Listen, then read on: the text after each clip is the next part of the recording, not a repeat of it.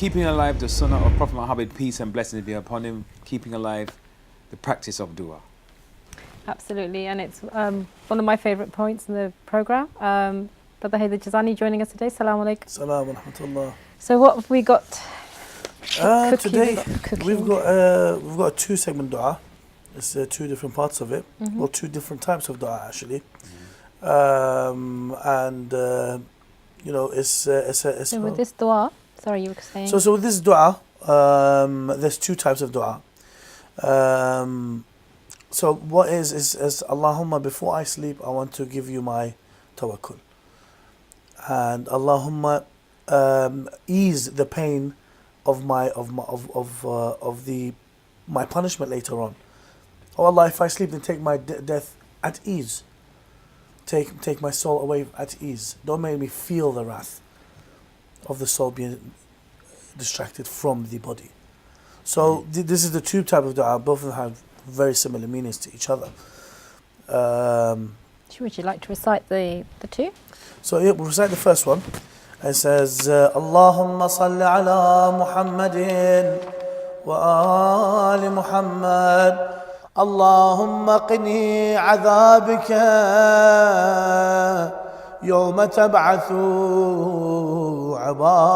عبادك برحمتك يا أرحم الراحمين.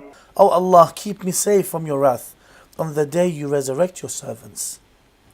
So on the Yawm al-Qiyamah, oh Allah subhanahu wa ta'ala, keep me safe, keep me under your cloud on the day where you resurrect your servants, and it's the time everyone gets judged.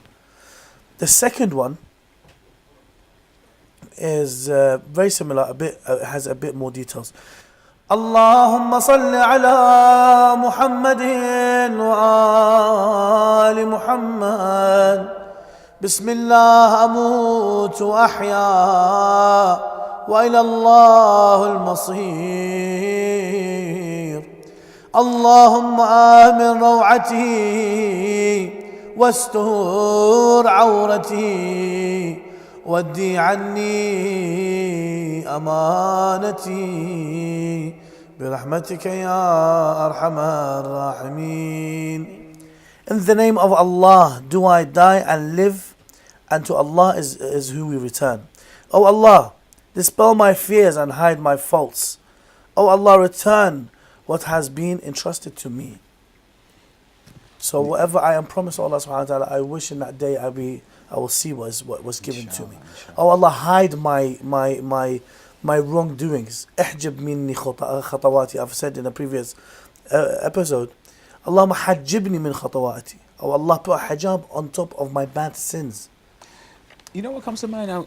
When I read this dua, I was thinking when it says, Allah, do I die and I live, and it mentions die first. It's interesting because there's ayats in the Quran which mention this. It mentioned in this order. Although we generally would think of life first and then dying. You know, so it's really interesting. But the beautiful part of it is when it says Allah. For me, is the part when it says hide my faults, because we live in such a time now where astaghfirullah. But the believers sometimes we do it the other way around. Instead of covering the faults of others, we got technology, we got social media. Oh, this is now to use to.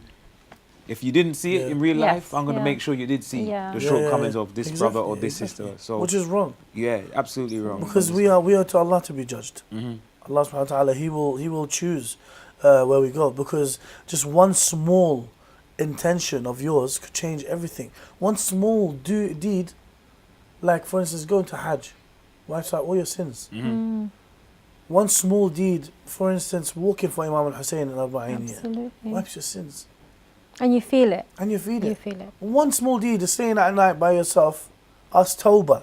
Yeah. And Allah subhanahu wa ta'ala will give you the mercy. Now for you to there's very nice the Allah put hijab over my bad sins. You're asking Allah subhanahu wa ta'ala to cover them for you. But yet we have brothers and people in our community fighting each other on social media. Oh, this guy said this, let's munch him. Yeah. And they put a whole article on Facebook and get everyone liking it and blah blah blah. And you mess up someone, maybe later on he's going to do tawbah about it and he's going to be forgiven. But he's always going to be remembered. But you For know that. what we don't not necessarily notice is that the person that is hitting the keyboard is bad for them spiritually as well. But they think, Absolutely. I'm somehow he doesn't agree with me. He's coming from a different angle, so I'm gonna get him on this one, and I'm exposing him. But really, you're harming yourself. If you engage in that, you're harming yourself spiritually as well. It's a personal issue between each other at most times. You personally don't like this person. So whatever wrongdoing he does, you want to make him make sure he's exposed. Yeah. Which is what I personally think is wrong, because maybe there's a chance for him to change himself. Maybe you could say something to change him. Maybe you should contact him and speak to him Directly. off the record. Yeah, exactly. So these things are not happening right now. Give him nasiyah So this privately. one, you're contacting Allah subhanahu wa ta'ala. You tell him, Allah subhanahu wa ta'ala, I've wronged, even though people can see my wrongdoings. But in the hereafter, when I'm being judged, put a hijab in front of my bad sins. Yeah. And that judging will be in front of Everyone. everyone. course. Whatever we've done in this world, it's a blessing. Some of the sins that we say, they are done in the concealment. We think others can't see. Of course, Allah can always see. But on that day, everything is open for. Your sins come out and speak Yeah. for themselves. They say about your body parts, The don't hands, they? Body the parts, will your hands will speak. speak, Yeah. your tongue, your Yeah. eyes, your ears. And also in Dua Kamel, there's a section, isn't there, that talks about the concealment Allah, when the angels write my deeds, even from them conceal my deeds. Consumer So you these, cover their eyes or something. Yes, like Hide that. the pen. they do not. Hide the ink from my book of sins. It's amazing, isn't It's it? just Just beautiful. how Beautiful, merciful. yeah. Beautiful. Merciful. What kind of mind will ever think of hide the ink, Exactly. from my book of sins.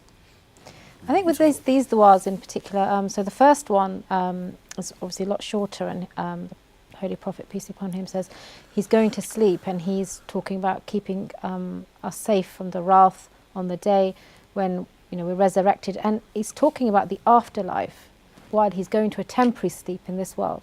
And you think that although we are having a temporary sleep, and the sort of connection, because at that time, isn't it like when we wake up, it will be like we were asleep for however many years. Obviously, we have barzakh and things. Sleep is a sister of death, isn't Yep. it? Isn't that Yeah. It is. No, there's people who die in their sleep and come back.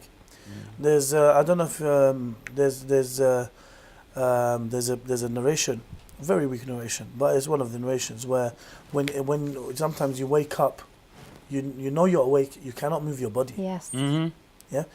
Have you ever had? I don't know. Absolutely. sleep 100%, paralysis. A lot of people. 100%, A lot of people go through it. When you wake up, you're awake. You cannot speak. You cannot scream. You want to scream. Isn't that what they call sleep paralysis? It's called Yeah. that. So this is death. Yeah. This is exactly what it is. Your ruh has left your body. You have to pray to make dua in your mind. And no, it's a psychological kind of thing, where if you sleep stressed, if you sleep these kind of things, these are the effects from it. But there's a narration what this is a temporary death. Okay.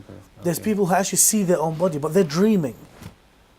The sleep paralysis you spoke of, I've experienced that. I'll be honest with you, I've experienced Yeah, it. we all But have, yeah. not being able to move your lips, but by thinking a prayer, any kind of religious Yeah. prayer, any bismillah, anything, and it will. So Kind of straight awake, you're yeah. asleep. Yeah. Well, no, you're awake, but you're. Where you're in between.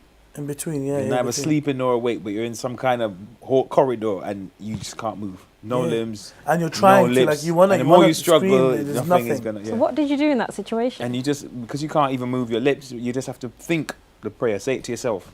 Anything from Quran, anything religious, and it, Yeah. Your body's comes still up. asleep, but your mind awakes. That must be so frightening.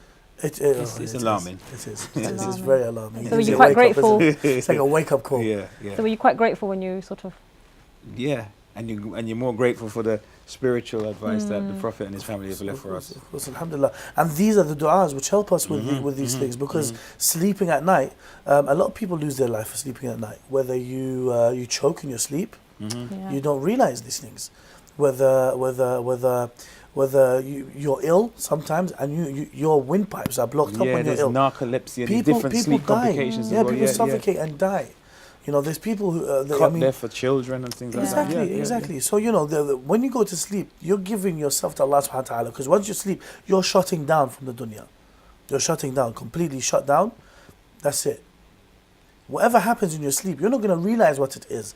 It's either you wake up and you're on top of your body as a ruh, Goodness, yeah. or you wake up, alhamdulillah, shukr, with nothing wrong with you. So this is why these Good reminders, aren't they? Yeah, they're kind of reminders. This Allah, Ya Allah, whatever you choose, my path is when I sleep now. Yeah.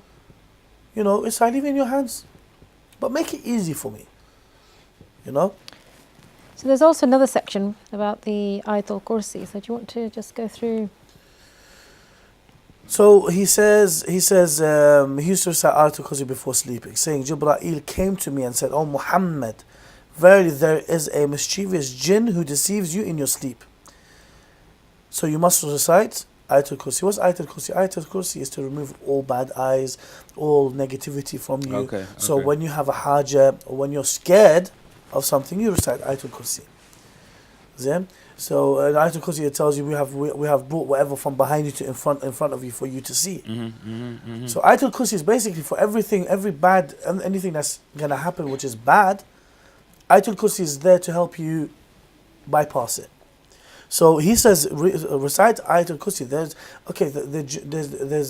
Junoon.